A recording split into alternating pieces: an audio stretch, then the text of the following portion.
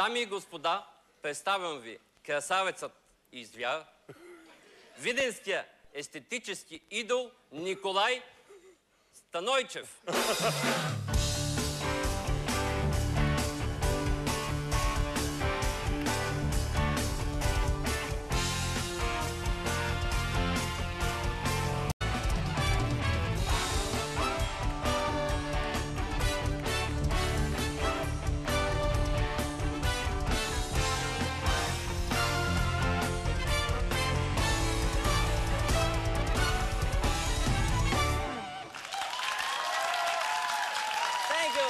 Thank you.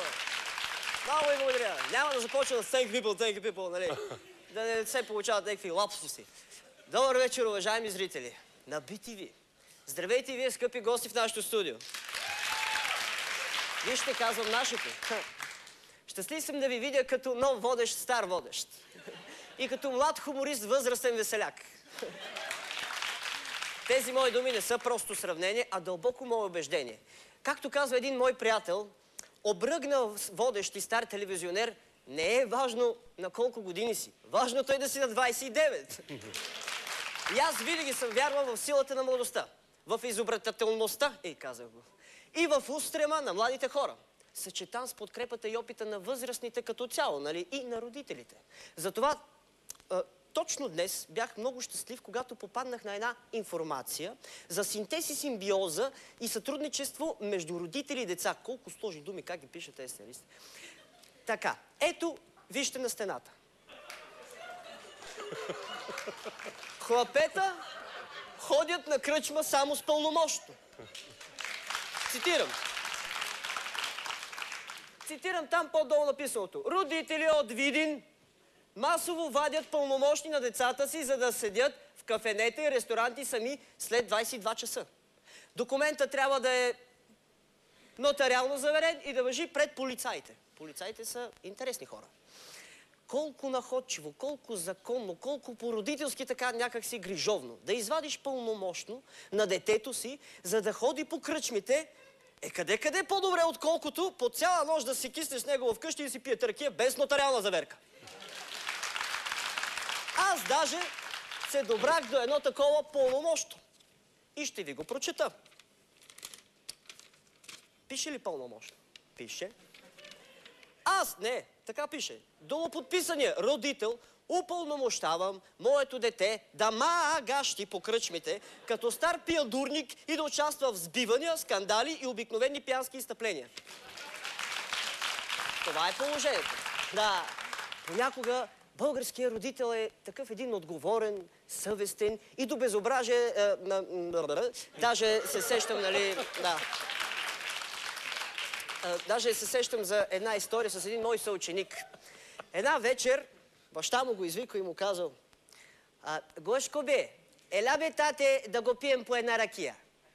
А той отговорил: ама тате, не мога аз да пия ракия, аз съм само в 3-ти клас. А баща му казал: няма бе, не могам, как така? А аз как могам да ти помагам да го пишеш на домашното? Малко странен беше диалекта, защото има много диалекти в нашия край, нали, Гъмза? Да. Съм бил там, съм ги чул. Но има и такива родители, които изоставят от модерната тенденция да упълномощават децата си да ходят по кръчмите, децата на такива родители по цял ден си стоят вкъщи и се забавляват, както си намерят за добре. Точно такъв бил случаят с братчетата Панчо и Манчо. Манчо-Панчови. Панчо е бил на 10 години, а Манчо на 9 години.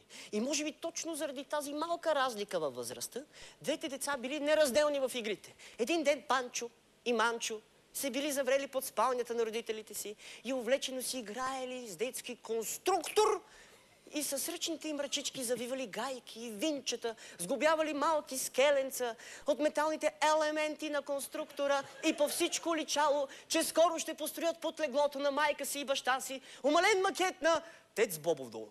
Например. И както децата си играели, изведнъж майката на Панчо и Манчо се прибрала вкъщи. Но тя не била сама, а със своя любовник, кварталния коцкър Чичо Стефчо, далечен и по-млад роднина на дядо Стефчо. Нали? Панчо и Манчо притихнали под леглото, не смели да издадат нито звук. Защо? Защото родителите им били забранили да влизат в спалнята. Неочаквано за двете деца, майка им и чичо Стевчо, роднината на дядо Стевчо, се проснали на леглото, задишали очестено. И така нататък. Да. А чичо Стевчо дори затънаникъл. Страстно обичам женичките. Но това не било най-неочакваното.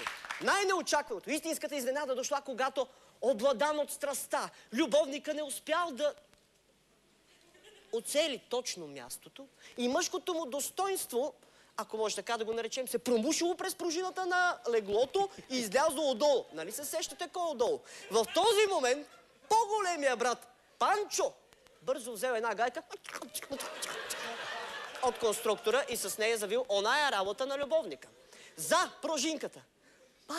Бате, какво е това?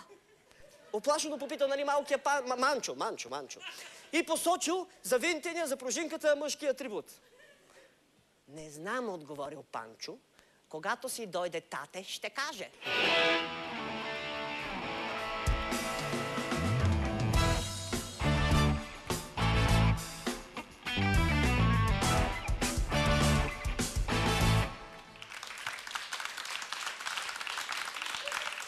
Много е уютно тук, много е уютно.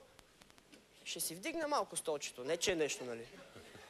И така, уважаеми зрители, моите младежки наблюдения, Слави, върху хората от третата възраст показват, че българският пенсионер е един, как да кажа, изключително жилав и корав индивид. Днес обаче аз разбрах, че на пенсионерите ще им спрат най-милото, най-жизнено важното, нещото, онова нещо, без което пенсионерът е загубен. Ето вижте.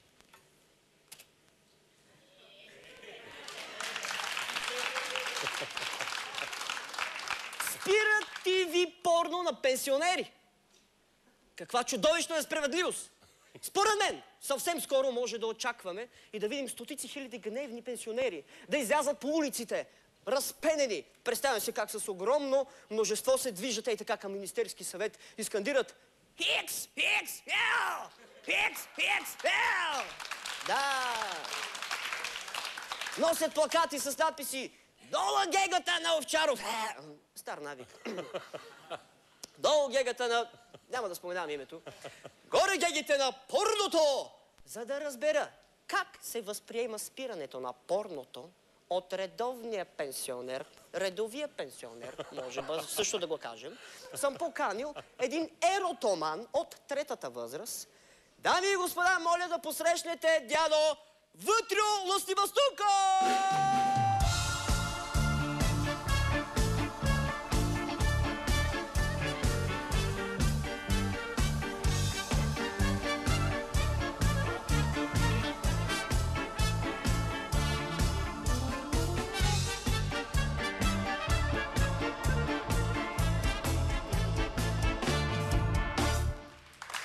Ела ти дам 50 стотинки, бе, бум.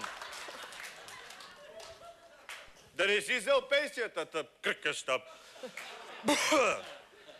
Добър вечер, дедо! Добър вечер! Добър вечер, дедо Въртю. Как си? Много добре. Дай тацун. Айде. Чекай да та не по-олигавих, бе. Нема, аз ще опра. Добре. Много ми приличаш на един мой приятел, Деди Кул, му викам. Той има и песен за него. И аз бях такъв красив като тебе на младини, моето момче. А сега вече съм... Айде без ирония, ако обичате. Заповядайте. Къде да седна? Седете където ви е най-удобно, деди. Да ти помогна. 4 стола ли са или са 2? Да. Е, така ще е. Благодаря, моето момче. Моля се, вече пак нямам стотинки. Абе, целият съм се отръвил, бе. Така ли? Много студено, бе, направо ми замръзна бастуна. Докато дойда тука. Добре, деди. Да, бе, Мики. Защо така си ми домъкнал това телевизорче тук? Мали, добре, че ме подсети. Мога ли тук да след малко ще почне един мой сериал, да го отцъкна, да го гледам? Може, ама... Кога? Кой Що точно... може? Чакай, кой филм е, дядо? Моля се, дядо, вътре, кажи ми Филма кой е филм. много сълзлив. Латино порно се казва. Седни да отмориш. Вдовицата в бяло и един с черен. Воздуган! Да, те така го размахва и ги Да, шиба с благодаря, тях разбрах. по Мерси. главите. Да, знам, сещам се. Аз съм А млад човек. гледал ли си горещи тояги? Абе, горещи тояги не съм гледал, ма съм Гледай гледал. в очите. Ще гледам. Добре. Ще гледам. И да хапваш, че си ми слабичък. Ще хапвам. Обаче, нали се сещаш, съжалявам, деди, Да. обаче в моето студио не може да се гледа, подчертавам, моето студио, много е хубаво. Я го подчертай още един път. Моето студио. Много ми е приятно тук така. Не може да се гледа порно и нали се сещаш, деди, аз искам така да те попитам. Да. Какво може да те попитам? Каквото искаш, моето момче, аз няма и да го запомня. Добре, значи питам те направо тогава. Да. Деди, Да. кога се сблъска за пръв път Така? с необятния свят на еротичното кино? С мръсотиите ли говориш? Пустинящините, да. Да. Да. Сбръх... Чекай, че съм с ново учене. Ще кажа. То стана случайно. Така. Бях пуснал телевизора вкъщи, Така. ама бях без тия очила. И някъде към 12 часа гледам, неки, орът една голяма черна нива. Ау. Ма така накацана с гарвани големи. Да. Да, разбрах. Викам си хубаво, хванах повторението на бръзди. Сложих си очилата и то верно. Орът, ама не беше нива. Много си образен, деди. Да, и съм отвратен също така. Може и така да го наречем. Точно. И какво ти е мнението за еротичните филми? За еротичните. Еротични. Мога да ти го кажа накратко. Много ще съм ти. Ох, на дядя! Това е нещо като Ибре Уке, Аз си дам на думата. Дебре Уйно. Да, това е нещо като удри Бако Филип е та мачка, да. не е наша, да. Така, иначе моето момче само едно му очудва в порното. Тези момичета не ги ли хранят, бе? Ма че те по-гладни от пенсионерите. Каквото видят, така го пъхат в устата, бе. То бива лакомия, ма... Добре, имам един последен въпрос. Гледам, че се разгорещи нещо, да не те притесни харта так. Дигнал съм кръвното, сигурно. Сигурно, вижда се. Да. Добре, последният ми въпрос е, все пак на вашата възраст няма ли нещо по-така шокиращо в тези филми, нали? Има нещо. Понякога не разбирам до край сюжета. Например, в последния филм се бяха наредили един за друг мъж, жена и така 50 на човека.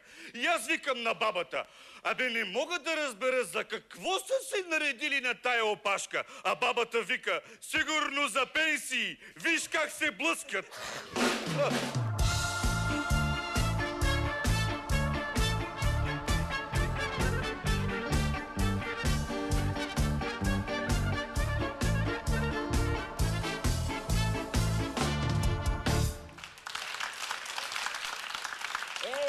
Шашови, ора, шашови.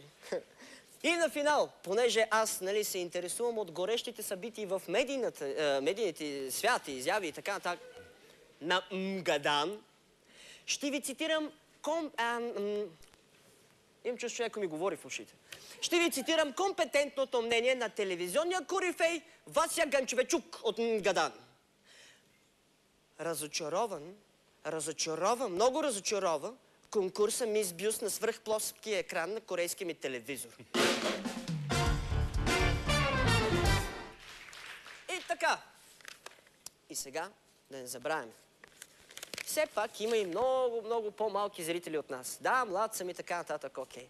Нека да кажа нещо и за най-малките. Една мила коледна приказка от последната детска книжка, публикувана в Мгаданското издателство Северно сияние. Слушайте. Нещо по-приказно, Евгений, може ли? Така, снежинки, ein bisschen ja, Ruhe.